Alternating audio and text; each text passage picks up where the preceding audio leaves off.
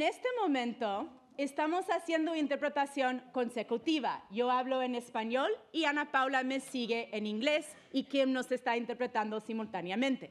So right now, we're doing consecutive interpretation. So I speak, Ana Paula repeats in English, and then Kim interprets as well. Pero ahorita, en un momento, vamos a empezar a usar el equipo y vamos a empezar la interpretación simultánea. But just in a second, we will start using our equipment and starting with simultaneous interpretation. As part of the Getty Pacific Standard Time, the Library Foundation and the Allowed team initiated a wide-ranging series of programs and art commissions under the title Visualizing Language, Oaxaca in LA. And I hope you've had a chance to see the magnificent murals in the lobby by Tlacalulocos, who are from Oaxaca. We are thrilled to have them here as part of this collective, and they truly embody the idea of visualizing language. Tonight, we turn our attention to questions of sexuality and culture and identity. As we know, we live in a time when gender is no longer destiny, when beliefs about gender are shifting rapidly and radically. What might we learn from the indigenous Zapotec people of Oaxaca's Isthmus region who embrace a third gender, the Muxe, within their communities? This panel tonight, which you will be hearing shortly, was designed as a multicultural and multi-generational panel, and we hope that the varied perspectives of our guests add to the richness of the conversation. Let's welcome Maritza Sanchez and Santera for a little performance. Thank you.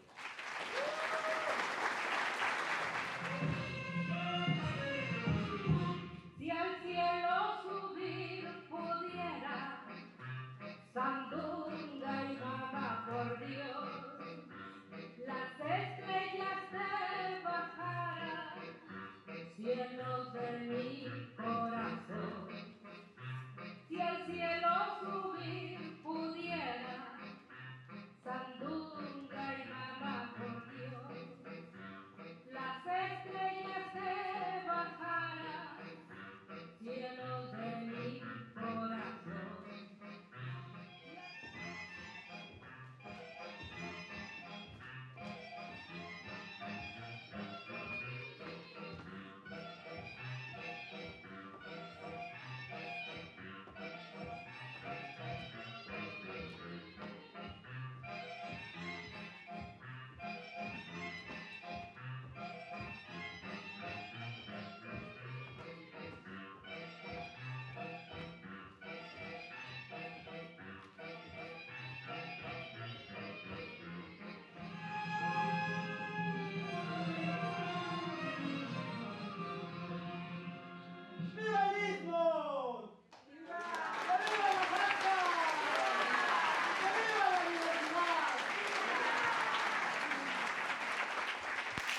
Long live the Istmo, long live Oaxaca, long live diversity. Our guests tonight are, at the far end, Bamby Salcedo, founder of the Los Angeles-based Trans-Latina Coalition.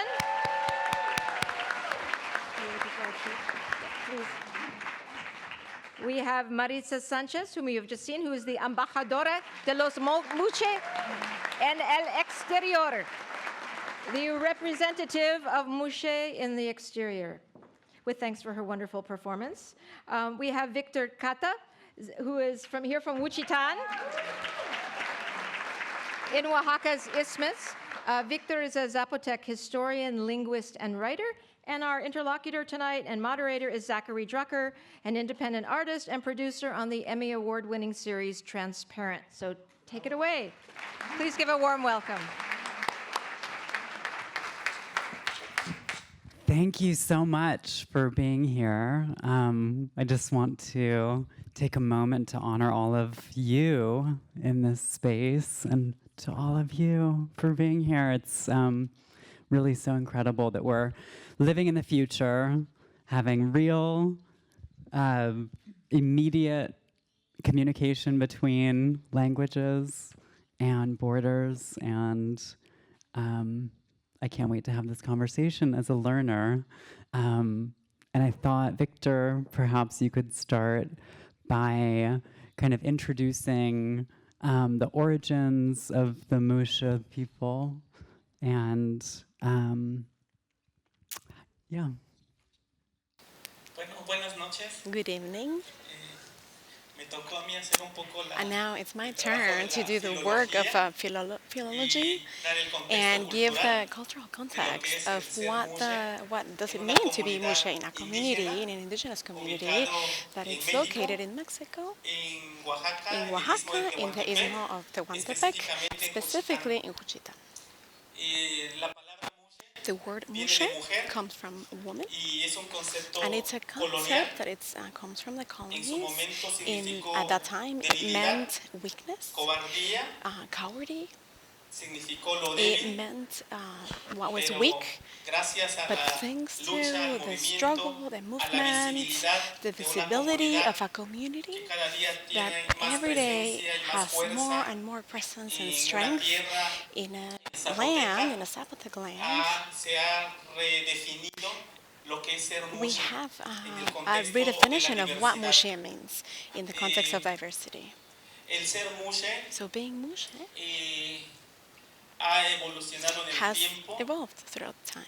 pero cuando uno llega a But Juchitán, when you go to lo primero que Juchitán, the ves a first una thing that you comunidad see is visible, a a visible una comunidad community, fuerte, a strong community, a una comunidad que está a presente community that is en present todos los in momentos de la every vida moment de un of pueblo, life of desde las people, fiestas, desde la from muerte, hasta la vida festivities, cotidiana, death, en los the everyday trabajos life, comunales, in en communal las jobs, in universidades, en universities. todo lugar se ve a un Everywhere Muxe. you see someone who's No Muxe. tenemos We don't documentos have the que nos permitan ver documents that may cómo era el Muxe show us how en Muxe la época colonial, was in the colonial era, pero tenemos el but we idioma have the y en language. el idioma podemos And encontrar within language, we can lo que find esconde what la cultura the sobre lo que piensa culture, de los Muxes. what is Yo thought creo of Muxes. I que think el that idioma language es el esqueleto is the donde la skeleton cultura where culture hizo grafitis de lo que es ser created Muxe. graffitis of what does it mean to be Muxe. Hay una forma que There tenemos is a los specific zapotecos form that we Zapotec para people llamar a los have Muxes, to call Muxe, que es Geu, which is Geu, coyote. coyote. Cuando miramos When we qué es lo que representa el look at coyote what does the para coyote la cultura represent for the zapoteca, Zapotec community, encontramos que el we coyote find es that llorón. coyotes, El they coyote cry, le llora a la luna. they cry, they howl to the También moon. significa It also cobardía. means cowardly. También, si buscamos Also, más, if we ¿qué otro concepto go a little tiene el deeper, what coyote? other El concept otro does nombre con el que le coyote, what llamamos, other o cómo name does lo coyote definimos? has, or how we define it? Pensamos que el We coyote think es that the tonto, coyote is dumb. que el coyote es ingenuo, It's naive porque siempre lo engaña el conejo. because the rabbit En los always cuentos que nos han tricks contado, it. In the el stories that coyote we've been equivale al told, correcaminos. the coyote Siempre is es like the burlado. roadrunner. Otro It's concepto que always tiene el made fun of. coyote Another concept that the es el coyote del perro has del diablo. is the dog of Es evil, un ser of the maligno. devil. It's a Es un malignant ser que hechiza. being. It Pero throws también el coyote witchcraft to you. But en also su- the coyote, en su imagen in its own image, tiene también algo de mágico. has something magic about it. La cola del coyote The tail of the es coyote, un amuleto poderoso it's a very para powerful curar el mal amulet de ojo. to cure the mal de ojo, Cuando se evil enferman eye. los niños, When hay niños kids que get son sick, some kids Las get madres sick buscan a un lot, muxe para que les and mothers look for a Ahí muxe está to la be metáfora del sobado, coyote y el to be muxe. rubbed. So that's where the metaphor Cuando of the los coyote hombres and muxe comes in. quieren When ser poderosos men en want to be fuerza powerful física, in physical que se strength, retan entre and that they hombres, que challenge no haya amongst alguien themselves, and there's que no les gane one en fuerza, who can buscan al overcome coyote, them in force. le quitan They el look for ano, a coyote, they take out their anise, and with it they form a ring. That's the que siempre ring van a of estar en sus power manos. that we always have in their Cuando hands. entren a los espacios And de when hombres, they go in spaces of men, they already have something evil and magic, and nobody will be able to challenge them because they have an incredible force. el coyote The coyote es la forma que is the form that Zapotecs have a los of calling Muxe, decirle Geu, coyote. calling them Geu Cuando Coyote. he buscado When I've la imagen looked at the image of how other indigenous in the colonial era looked at the coyote, I find the Tonalabacak, which is a codex, it's a document of the Nahuas, where the coyote appears as a hungry being, a being just very hungry. And in this document, this coyote is also related with lust, with a sexual appetite that is just incredible, with being jealous, what we call in Spanish bronco.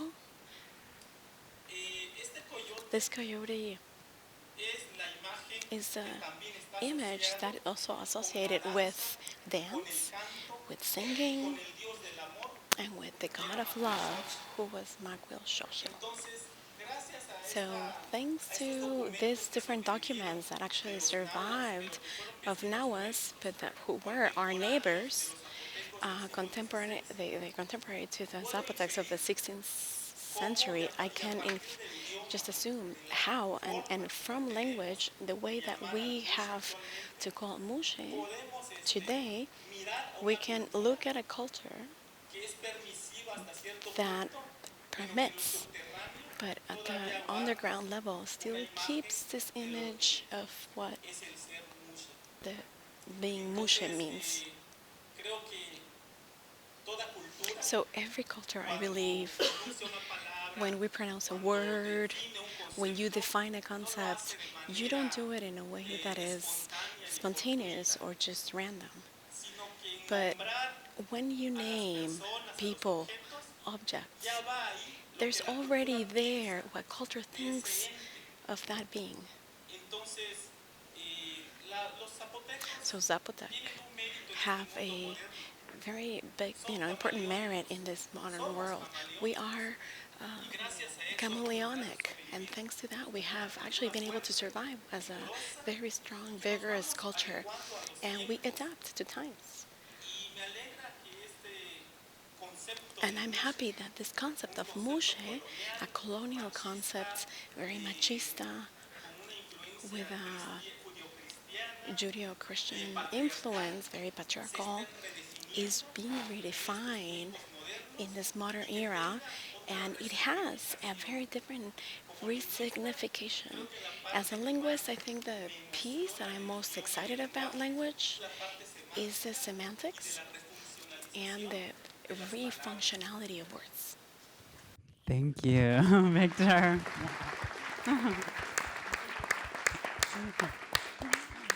Maritza, thank you so much for your incredible performance. I was hoping you could introduce yourself, talk about, share a bit about your personal story, being from the Central Valleys in Oaxaca. Is there a different name for Muxes in the Central Valley region? What can you share about migrating to LA? Gracias. Sakushinyira ti vinietin de beskan la bansten gitore. Stios de vinietin de bena sela lugares at ka hoya tu tiop tich ni nana sabasinya lkhujre. Stios ti gito bet gito su huejito. Shanaban no es la vinietin set nesismo na nes back lkhuj back neski na lacha. Good evening to everyone. It's a pleasure to have been invited to this place to share my experiences in this wonderful place and with all of you and with all of these people who came from different places to share our culture and to share what and who we are. My name is Maritza Sanchez. I was born in the Tracolula Valley of Matamoros in a town that's called Santa Ana del Valle. That's where I was born. When I was 14, I migrated for economic reasons and also personal reasons. I moved to the city of Tijuana, Baja California. I was working there, selling things in the market. After that, like any immigrant, I crossed the border to come here to this wonderful city that has given me all that I am today. And I'm very grateful that this city has opened my wings, has opened my freedom to myself in a way that I might not have otherwise found because of machismo, because of the kinds of discrimination that still exist in Oaxaca, and particularly in the Tlacolula Valley. There, people like me are known as village. It's the same as a person, a fragile person, a weak person, a cowardly person, a person who can't be or do many things, a person who doesn't have value in relation to life. So I adopted the word Muxe because it felt more right for who I am as a person. I'm not a coward. I have faced many challenges that many of us have faced when we immigrate to this country. For example, the discrimination not just for being an immigrant, for being an indigenous person, and for being Muxe. I have had experiences of 3 interlocking discriminations, not just from people in this country, but also from Mexican people in my own indigenous community. Because when people see a person like me, people make fun of you, they think that we're not worth anything, that we're inferior to them. So I adopted this word, Muxe, and thank God people have accepted me wonderfully. My community has accepted me really wonderfully. I'm very grateful because my life has been one of respect toward all people and toward my entire community. Now, thank God, I have been accepted by my people, both there and back home and here. So what I try to do now is to seek out other Muxe compañeras and give them the message that we need to have respect for ourselves. We need to give respect to others if we want respect from others. Thank you very much for inviting me. I'm very excited. Thank you to all of you.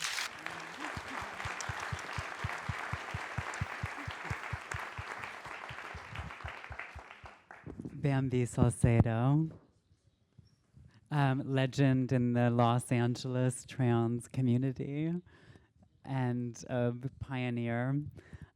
What can you tell us about your journey and your work with Trans Latina Coalition?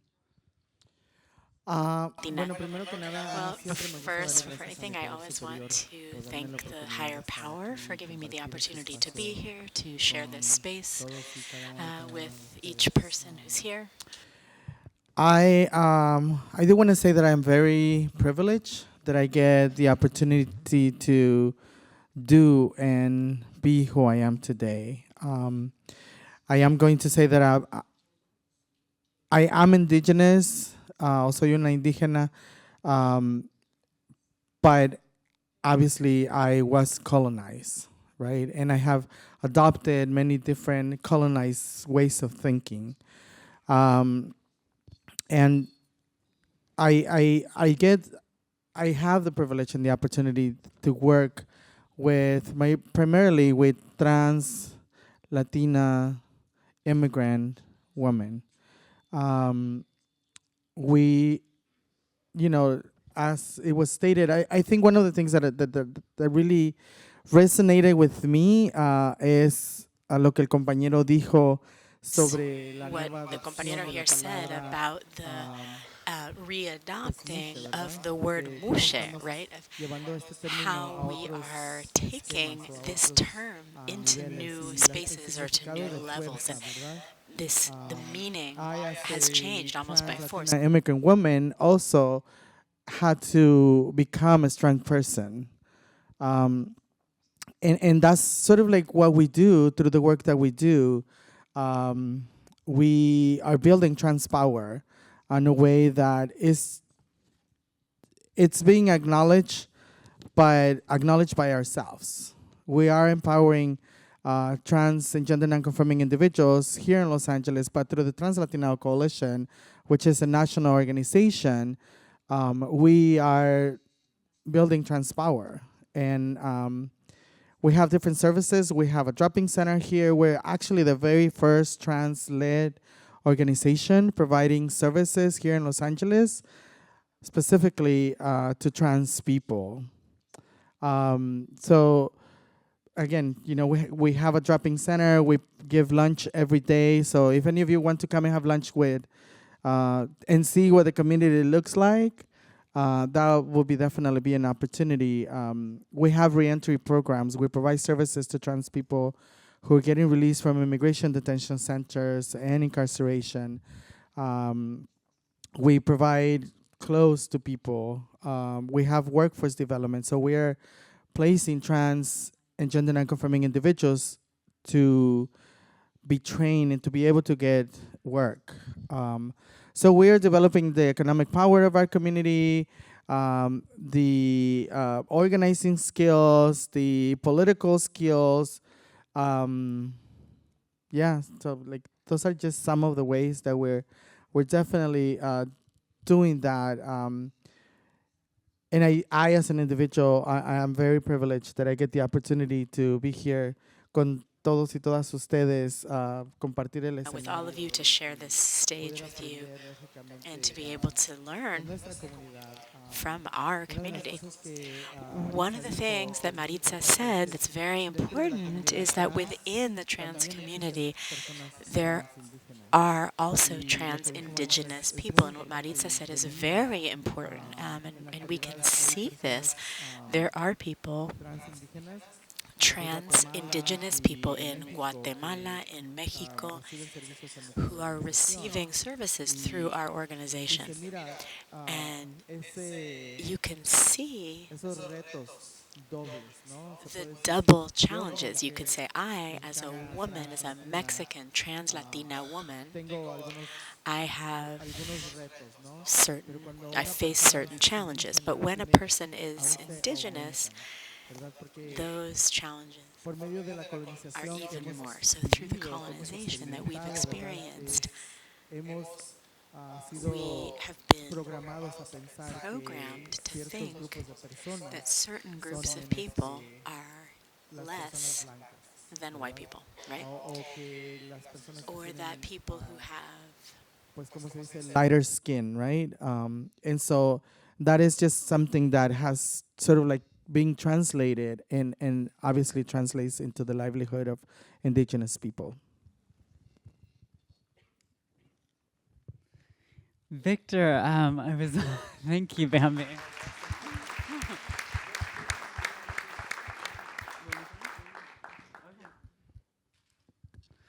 I was wondering if you could speak to the diverse ways being a Muxe within the Zapotec community. What is the sort of daily position of the Muxe? Where in Zapotec culture do you find them?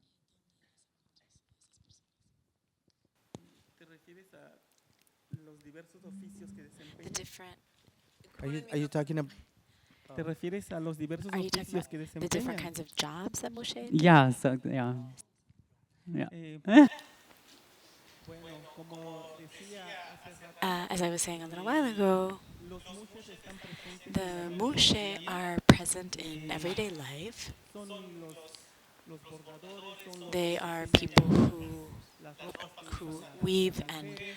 do embroidery. They are people who make women's clothing. They're present at parties. They decorate. They make all kinds of adornments and all kinds of the traditional parties and celebrations that we have. There are people who make food. It is impossible not to see a Muxe in Zapotec daily life. And I think that Muxe people have contributed quite a bit with, in terms of ideas about beauty, in terms of how women dress.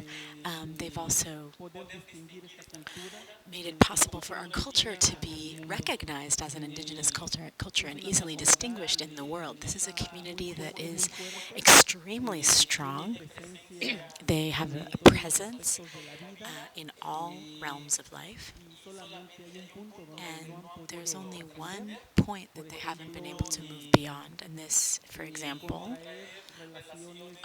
is to have, for instance, official relationships, for instance, marriage within the community. It's more visible for there to be an unofficial marriage, but in terms of official marriages between women, that's more common than between men or between muxes. It's still seen as negative because machismo is extremely strong in our culture, and because muxe people do not like to live as a couple with another muxe. They tend to look for another man to live with, and within the concept of our culture and what it is to be a man. So this is a difference between a muxe presence in this particular part of our culture. And well, we could also talk about another part of the question that you asked, which is what are the other ways that we call muxe people? And if we continue to investigate, we'll see that there is a word that says muxe gupa. Gupa means dampness, but if we go a little bit beneath that word, gupa, to the subtext, we will find the owl. And there are words manibisi or manigupa, which are other names for muxe, and these names are getting lost, but if you look in the history, you'll find it. This is a bird that calls out to humidity, dampness, cold, and that brings humidity, dampness, cold. So we know in our culture we have two types of wind. We have the southern wind that comes from the sea, which is warm, which brings rain, which is a woman wind, and this is a blessed wind. And then there's the north wind, which is cold. It's a male wind, and this is an evil wind because it brings illness. So the association of cold with illness, and to get together with the image of an owl, which also represents death, this is another way that Zapotec people talk about muxe people. And when I did further research into how indigenous people in the colonial period conceived of the owl, we also see another point, which is that they're related to lecherousness, to love, to things that happen at night, to the underground. So these are elements of daily life that involve muxe people, and within our language we can see these denominations are still conserved in certain ways within our language. So as I was saying a little while ago, when you go to the town, to Juchitán, the muxe presence is undeniable. It's a living presence, it's a constant presence. And I just to follow up.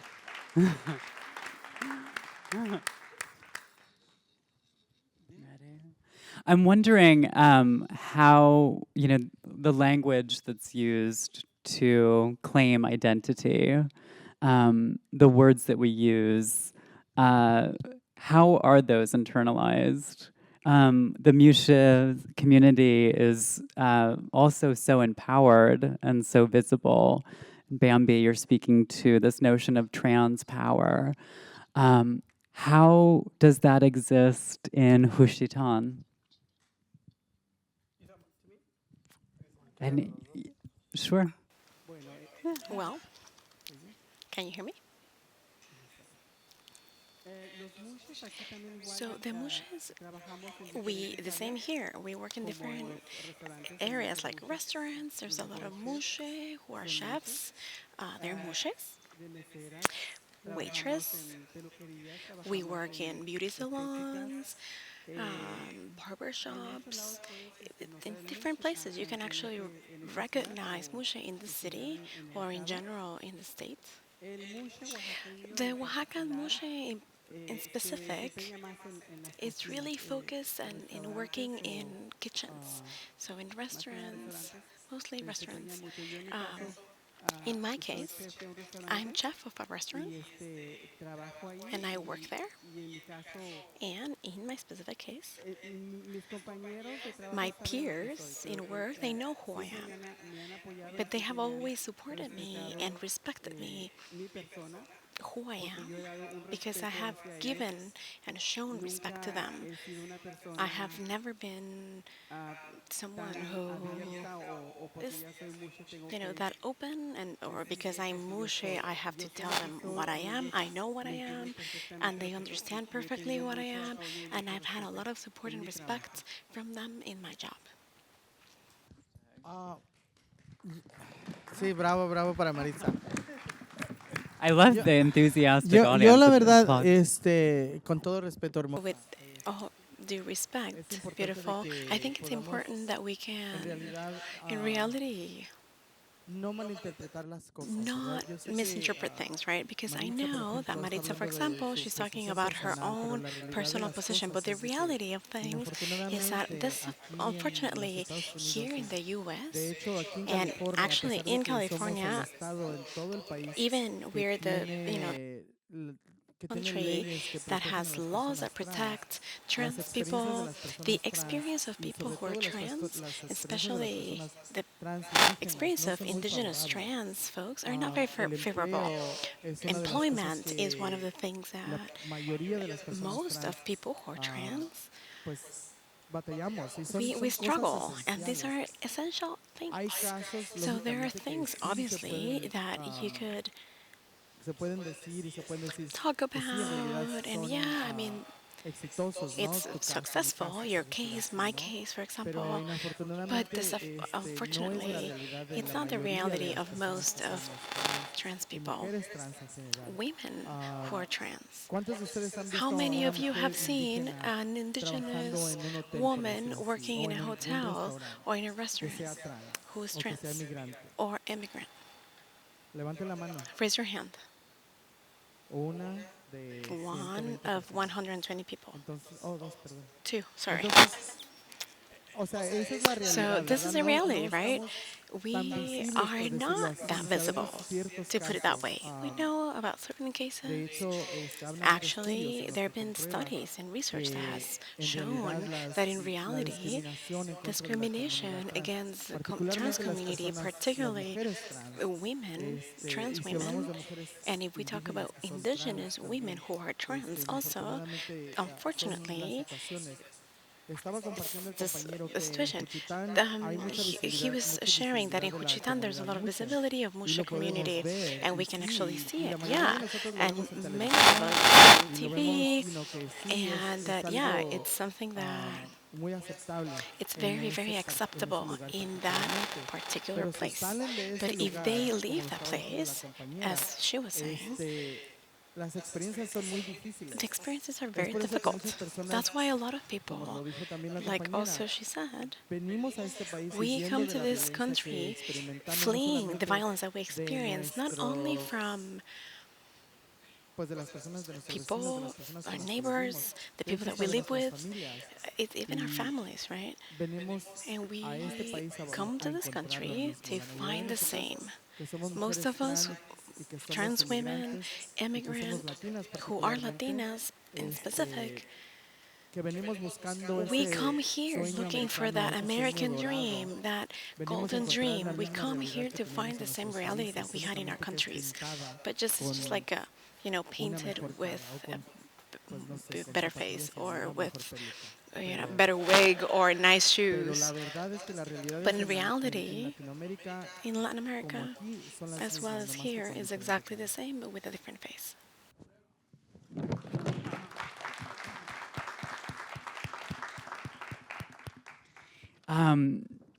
So these, intersections that you're speaking to, Bamby, of being immigrant, being indigenous, living in Los Angeles, makes me also think about the intersections of, the trans community, the greater trans community in Los Angeles, and where it kind of parallels and diverts from the Muxe experience. Can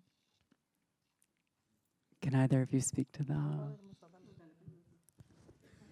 Okay. I mean, because another thing I'm thinking about is just the sort of Americanized notions of transness do not apply to indigenous experiences and identities. the Muxe experience is completely self-authored. Well, I think that definitely speaks to the colonized minds that we have, right? We know that in American society we have this sort of like concept, or this concept of what beauty should look like, right? And unfortunately, indigenous people are now recognized as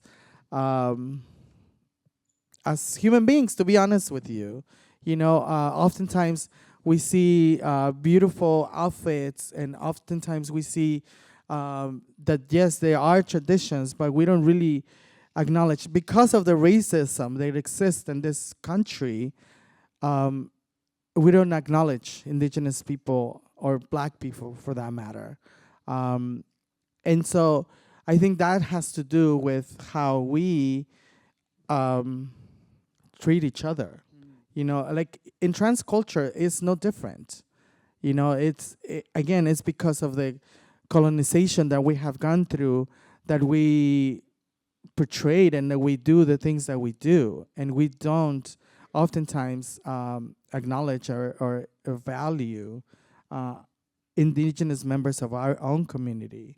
The majority of us think that they are less than just, in fact, what has been shared, unfortunately. But that has to do with, having lighter skin, having, like all of those things, again, the colonized minds that have been translated into where we are in 2017.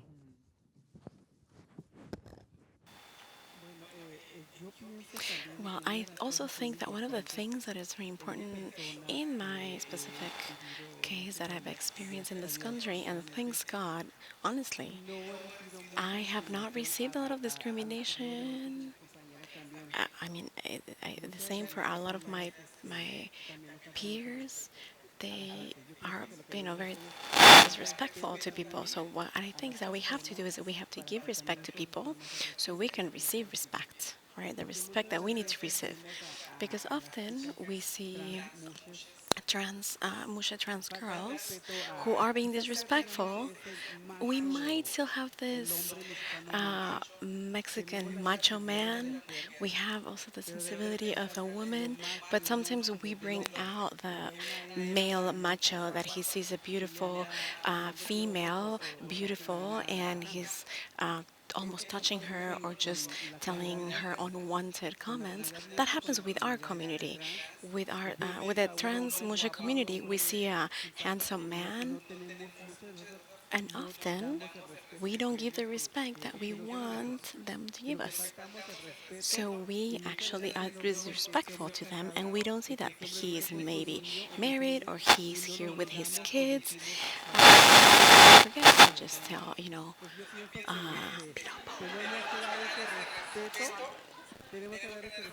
come on, and we have to give. So we have to give the respect so we can get the respect that we have struggled to receive. But we have to demonstrate ourselves that we actually give that respect to other folks.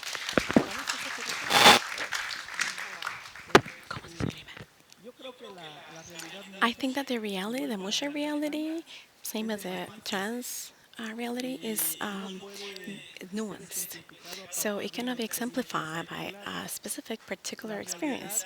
The reality that underlies this world is the patriarchal world that not only Muxes are struggling against this system, but also women are struggling. We're having trouble winning spaces because there's very subtle ways of discrimination. Sometimes you don't even realize. And when you come back home like dinosaurs, I think I was discriminated against. Or they were just pushing me out and I didn't realize, because sometimes we're condescending with discrimination acts because we might not want to be exaggerated. We just, allow things. And so patriarchal structures is a whole system, it's a culture. It was not born yesterday. It, comes from when the times began, since men saw that women were magic, beings, that she would bleed and would not die. From that primitive times, men could not dominate her, and so how? With strength, pushing her down. The Muxe is associated with women, more affinity with women than with men. There's more loyalty, more complicity between Muxe and a woman. So this situation, the current situation of Muxes, I would prefer it as a nuanced, as a construction, something that is being won throughout time. The situation of Muxes in Juchitan is not just one phase. There are Muxes that wear pants and a shirt, or Nawa and Wipil, or that they are already had surgery. They're transsexual or transgender. So being Muxe in Juchitan, that's why I really like the concept, because it's not subject to just one box. It's in different drawers. So the face of the Muxe is different. There's Muxes that get married, have wives, they have children, and they do not renounce to be Muxes. So that would be my opinion.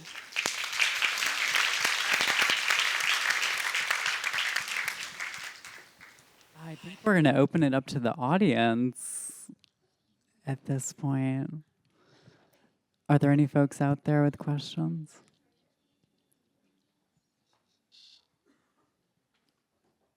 Right here in the back. Thank you. Thank you. So I can understand Spanish fairly well, but anyway, so the Muxe is a construct after the colonizer. It's a construct taken back, or it's a construct that's been since the colonizer, the conquerors, but before the colonizers, and I imagine that, there was such constructs in indigenous culture in Mexico and Oaxaca. So before the colonial... Yeah, before the colonial arrived, was there, different... what are the earliest traces genders? of... Because this is post colonizer, right? That the Muxe construct was adapted or... Se adaptó. There was a man. A name, sorry. In the Zapotec of the 16th century is Pitache, which was related with a big tree that just provides leaves, but not a flower or a fruit. It had to do with not being sterile. So this word to designate gay folks from the pre-Hispanic times was to call him Pitache. Call him unuseful tree that you just give leaves. So that evolved and came to our current Zapotec with different two forms. One that's Rashi. Rashi has to do with having a lot of hair or with beard. Ruarashi. And people who have beards, based on the Zapotecs, is people who lie. They're liars. Sorry for all those people here with beards. I am talking about the Zapotec culture. So Ruarashi is called people who lie.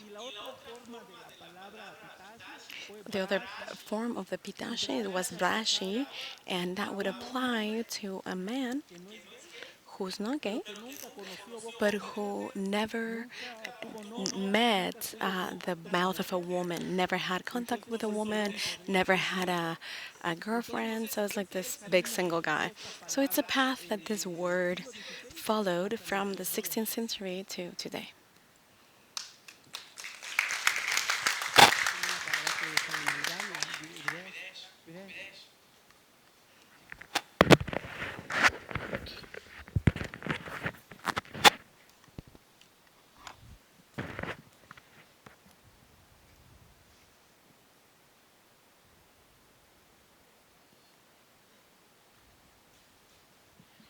Buenas noches. Good evening. Estoy intentando entender un poquitico mejor. I'm trying to understand a little better. I've read and I've seen things, and this word, Muxe,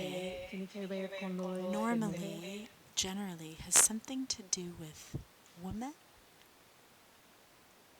parece a una mujer.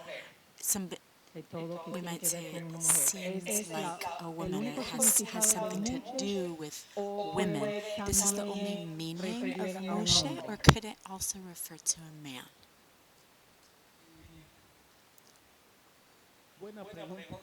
Excellent question. I was forgetting this other important fact.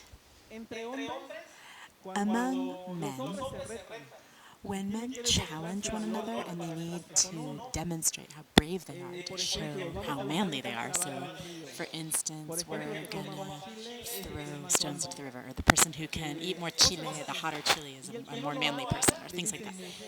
When the person who doesn't do it is called Muxe, but they're not saying Muxe because they're gay, but because they're cowardly. That's the other meaning. Pero yo creo que But también quiero I also agregar un poquito wanted más to add a little más bit more. Thank you for contexto histórico. the historical Muy interesante, context. pero yo creo It's que really interesting, but I sí, think that hay una pequeña there is a creo small, confusión, I think, ¿verdad? Porque confusion, right? Because Muxe, como lo acaba de explicar el Muxe, compañero, as ¿verdad? the compañero Es el has just término, described, is a es mujer term, en zapoteco, ¿verdad? is woman in Zapoteco. Inafortunadamente And en México, por unfortunately, ejemplo, in hay Mexico, for diferentes instance, conceptos there are different o concepts entendimientos a lo or que understandings es una persona trans. Por ejemplo, of what a trans person en is. México, por For ejemplo, example, in Mexico, muchas mujeres trans se identifican como many transvestis, trans women ¿verdad? identify Y themselves as aquí, transvestites, transvesti but es una here, persona que transvestite no is necesariamente a es una person mujer who transexual, isn't que necessarily no transsexual or necesariamente es transgender. una persona que nada más se viste It's para a dar person show. who just ¿Sí me wears the explico? clothing Entonces, of the other gender. hay, Am I making sense? So cuando hablamos de Muxe, por when we ejemplo, talk como about cuando te Muxe, estabas for refiriendo instance, like when you were talking Muxe, me about estabas diciendo Muxe, you were ellos y todo saying eso. Entonces creo que hay una confusión, them por ejemplo, in en the sí, male, and I think there's a kind of confusion en términos de because terminología y in terms of the identificación, porque yo creo terminology que es and importante que podamos identification, entender because I think it's que really important for us to Muxe understand es that algo Muxe que es is identificación something propia, that ¿verdad? is a Que es self-identifier. algo que se ha adoptado, pero It's something que that's been es adopted, como yo decir trans. but it's Yo like soy when una I say trans, I mujer am trans, a latina, trans emigrante. woman. Así es I'm como yo me a identifico. Latina immigrant Y es lo trans mismo woman. para That's las how I personas identify que se myself. identifican And Muxe. also, people who call La única themselves Muxe diferencia are es also que self-identifying. The el only concepto de difference Muxe, is that muchas the personas lo concept of Muxe, malinterpretamos. many people misunderstand it. Thank you, Bamby, because I think you're touching on a question of cultural crossing, or of a intersection of cultural understandings in this country and also in Mexico, among struggles and fights and battles that the gay community has struggled. In the Zapotec community, being Muxe doesn't have to do with transformation of the body. It has to do with what you want to be, the freedom of taking on another alternative option. It's a person who doesn't fit in the category woman and doesn't fit in the category man. But in the Zapoteco world, all those people are Muxe. And I think that's where the power of being Muxe lies. Because what I was saying a little while ago, there's a resignification and there's an amplification of that word. And in particular, I also have certain kinds of crossings. I'm very conflicted with terms like ellos and ellas are the gendered terms. In Zapoteco, we don't have gendered terms in our language. We don't care in Zapotec if you're a man or a woman. The Zapotec language wants to know which group do you belong to. Are you a person? Are you an animal? Or are you a thing? What are you? So in Zapotec or in Zapotec, there are subtle ways to insult people. When somebody walks by, so the pronoun for people is la ave. For animals, it's la ame. It's a little bit different, right? Just a small difference. When somebody walks in front of you and they don't say hello to you, they don't greet you, they see tu sti la ame. They're not using the animal word, mani, they're using the pronoun. Instead of saying who is what group does that belong to? But they're using what animal group does that belong to, not what person group. So these are subtle ways of insulting people. But in English, we have the she and the he markers. But English also has the capacity for gender neutrality. But in Zapotec, we don't have any gender. When we write a story, for instance, about a Muxe, when I wrote a short story about Muxe people, I was playing with that issue. In the entire story, I didn't mention at all whether it was a man or a woman. It was only the translation into Spanish. In the end, the word él appears, he.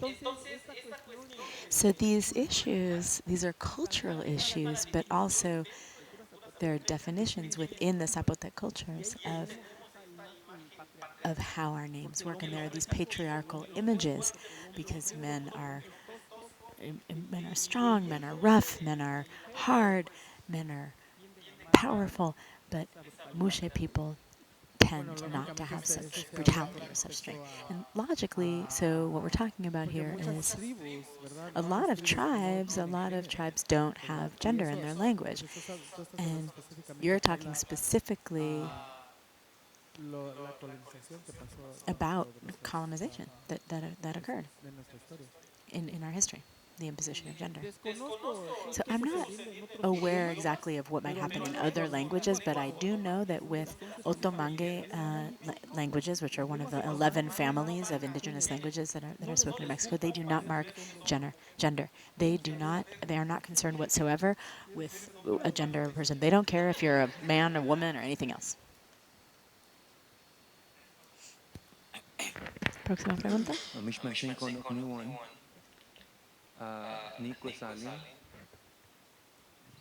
I'm speaking in Nahuatl. In Nahuatl, what I said is, in front of your honorable presence, my nokniwan. It's Nahuatl also does not have gender, and so when you speak about someone, you don't know if it's a man, woman, or thing. I mean, you know that it's a thing, but you don't know if it's a man or a woman. It's not relevant.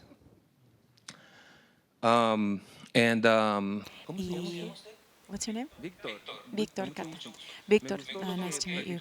I really liked what you were talking about at the beginning. I am from the Nayarit coast, and there is a word that we use to refer to people who are, I don't know exactly how to say it. They're called goyon. Oh, it's a question? It's not a comment? Oh, okay. I don't have a question. I just have a comment. You don't have to be censored today.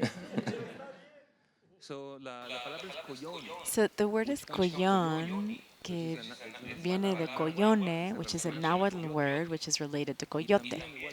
And also, in the same way, if you want to say, we're gonna throw stones in the river, and you're not willing to do it and prove how much of a man you are, they say you're a coyon, which also is kind of a way of saying gay.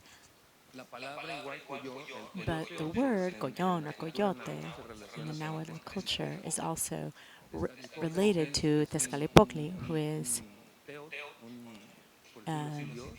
to say it a certain way, as a god, a deity, who also can sometimes change into a coyote. And one of the interesting things is that in one of the myths, Tezcatlipoca dresses as a woman, becomes a woman to be able to deceive Quetzalcoatl in one of our myths. So I think it's really interesting, the relationship. These are different cultures and languages that have really similar concepts. So thank you very much for that.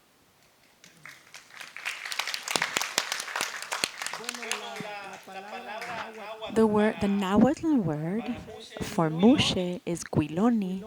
Quiloni was the form that they had for referring to Muxe people. In fact, when the Spanish were during the Vale of Tears, when they were fleeing, they called them Quilones. Why did they say that? Who knows? But there is a prayer to Tezcatlipoca that comes in the 6th book of Fray Bernardo de Sahagún, when there are illnesses, plagues. It says, Divine Guni, please do not send us any more illnesses, please do not send us any more plagues. And the words that Mesoamerican indigenous people and Nahuatl people the ways that they saw the world, the two principal priests that existed within the Aztec religion were Tlatoani and Cihuatcoatl, but both were men. Cihuatcoatl is the serpent woman who was the image of a priest, and Tlatoani was a man. So this way of ruling over the world is what was going on at that time, but there are still specific details within that. I don't have a lot of information about that to be able to make declarations about the similarities between our cultures, but I can compare, for instance, certain things about our linguistic backgrounds in the Nahuatl and Zapotec traditions. But it would take a deeper reading to be able to really compare. Dos preguntas más solamente. Bendiciones. Blessings on you. Hi, how are you? Yo soy Julia García y estoy I am Juliana Garcia, and I am a trans woman. I'm very happy, very pleased to be here. This presentation, but also to be able to learn more about Oaxacan culture around the Muxe gender. More than a question, I wanted to make a comment. A moment ago, we were talking about the issue of what it means to be a transgender woman in any Latin American country or here in LA. We, as trans women who are perhaps fleeing from a repressive government in our home cultures, and we take refuge in this country, which sometimes ends up being the same situation for us. I want to say this openly because I have had the experience of working in order to recover the dignity of indigenous trans women like myself, monolingual women, undocumented women, and who are at the absolute bottom of the totem pole, socially speaking. In terms of work integration into working life for us in this country, as Bamby was saying, it's very difficult to be able to integrate ourselves. And in this country, unless we have some kind of economic privilege, we only have one path. And that is for this reason that many trans women have gone down that same path in this country, and that is prostitution, to be a sex worker, to be a thief, to become drug addicted, and all of these feelings of rejection that we carry with us from our own countries, we continue to feel those things here in this country when we see that we don't have absolutely any possibility whatsoever to survive. We take refuge in those more difficult life conditions. Subworlds exist where many times we take refuge.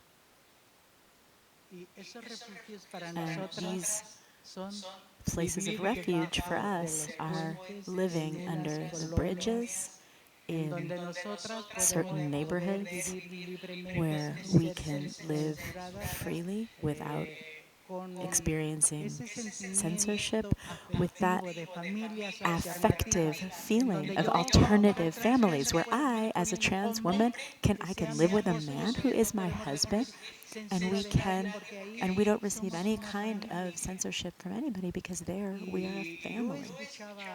And I was listening also, or just now, to that in the Muxe community in Juchitán, in Oaxaca, a transgender woman also seems that perhaps is condemned to end up alone without having a husband at their side. So, because for me, as a transgender woman, I also agree I can't live with another trans woman as a couple.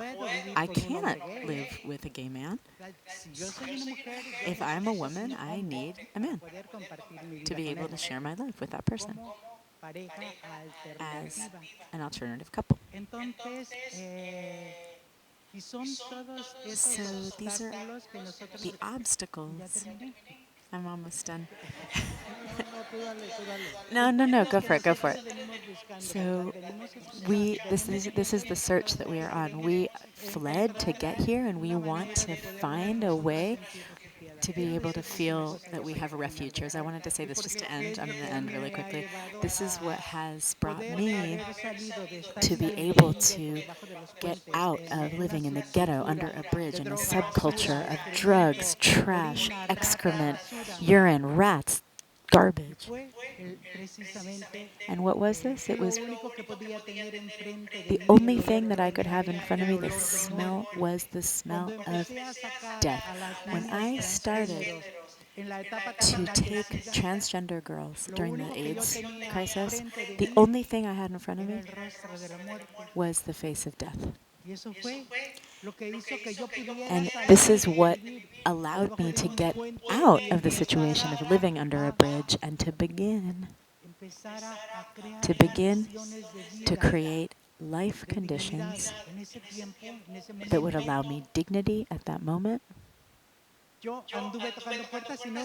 I was knocking on every door and I couldn't find any place that could respond to my needs. So I decided to take my destiny as a trans woman in my own hands, and this is how I started a ministry that is now called Oportunidad, this ministry. The purpose, the fundamental purpose, is to be able to serve and work with trans women, which we still see many of us living on the streets, that we still see many of us trans Latina women prostituting themselves, and to be able to be able to handle the fear of having to go out on the street to prostitute ourselves. We end up using drugs and alcohol.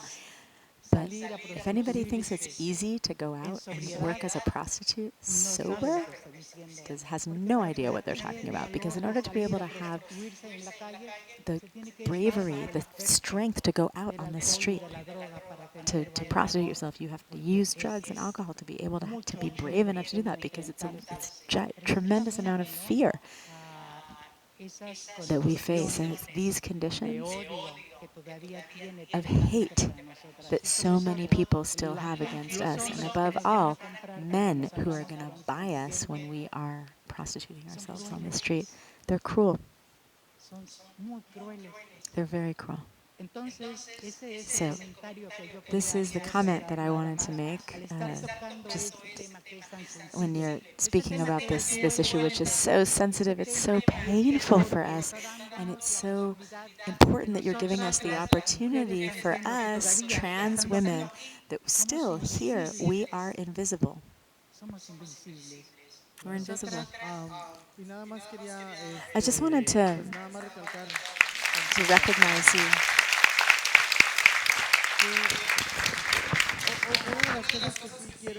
One of the things that I do want to mention is that it's true, everything that Julia has said to us.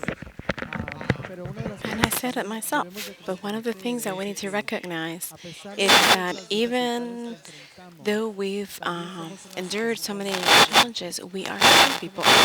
We are productive people within our societies. We can be, as long as we have the resources that we need, as long as we are given the opportunities that we need to receive as human beings.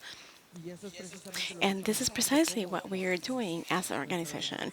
Our organization, the Coalición Translatina Coalition, as I mentioned before, we are reconstructing the meaning of what it is the trans power.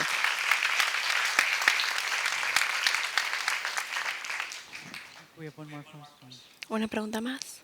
Hola, buenas noches. Hi, good evening. Maestro Well, Cata, me gustaría Maestro que Cata, nos explicara I would acerca de like esta, no to recuerdo have si you era explain. una I don't leyenda remember o if it was si a era una forma de legend burlarse or a de way los of making muches, fun of sobre mushes. esta leyenda de San Vicente This Ferrer San tirando Vicente Ferrer piedritas legend, alrededor throwing del little mundo. stones around the Y no world. recuerdo bien cómo era. I don't Esa remember es how it una. Y goes. la otra es That's one, and the que other one a los is muches y a that Juchitán se le ve Mushes como and un Juchitan paraíso. is Muchas seen veces as a gracias a algunos documentales paradise que han thanks hecho to some y que se han documentaries distribuido that have been alrededor de created and México y del distributed in mundo, Mexico donde and the hablan de world, que es where una they talk bendición about que en una familia how much haya is a mucho que se va a blessing to dedicar a have a cuidar a su mushe mamá, in a family because she's a going to take tomar care of her la mom, responsabilidad de sus padres cuando take sean the mayores. responsibility of her ¿Es parents esta la when realidad en they're Juchitán older. de Is this the los muches reality of the y las community, fuerzas que están the haciendo mushe sus cosas community in con Juchitan, mejor or is it another resultado one que por that favor? has been hiding under these documentaries? Well, the myth of San Vicente, he was going around leaving one mushe for each village, and in Juchitan his bag broke and all of them stay there. It's a funny way to interpret this reality. A friend of mine would say it's not that Juchitan we have more mushes, but here, they're more visible here. Because in other places there are, but because of the same system that they live, they have to hide to be able to survive. The other piece, and has to do with what Julia was mentioning, is that this mushe paradise. If we think about paradise, the paradise is the ideal. It's an ideal where nothing happens, where everybody's happy. There's no suffering. That does not exist. It doesn't really. There's not such thing. Juchitan is not the mushe paradise. There has been actually killings, very cruel killings of mushe. People who, with this aim of wanting to, become someone in this world that teaches you what beauty is, and you fall in that stereotype of beauty, they put implants, breast implants, implants. They inject oil in their breasts, in their butt, and in the long run, it produces cancer. And another thing that we're experiencing in the indigenous communities, and I'm talking about Juchitan, is AIDS. A lot of people die because they're ignorant, because of shame, because there's still a stigma when you have AIDS. It's associated with this Judeo-Christian idea of sin. You deserve it. You looked for it. So it kills you, morally, socially. They just kill you. So when you're ill, you need encouragement, you need strength, you need orientation. So I'm really surprised with the work that Bamby is doing and with all these activists who are really guiding people with the work that women are doing to give them options to people. And nobody deserves to be ill, to be sick. Nobody deserves a bad thing. It's just circumstances that we experience. Such is life. We go through a difficult path where there's abyss everywhere. So being mushe is not a happy thing in Juchitan. Being mushe, what I was saying, is a construction where being mushe gives you strength to keep walking the path and confront this hostile world. When you have to be sweet, you're sweet. But when you have to a friend of mine would say, when I have to put the underskirt, I will do it. But when I have to put my pants on, that's what I'm gonna do. If that's what you want me to do, it's not a ideal thing. It's the reality of life. So that's what I wanted to say.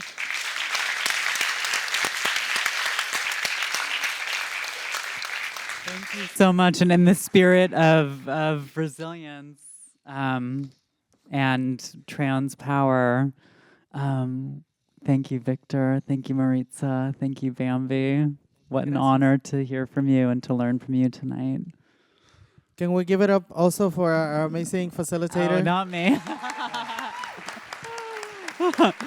And please join us for the reception afterwards. We'll be out there. Thank you so much for being here, everyone. Thank you. Gracias. Thank Gracias. you.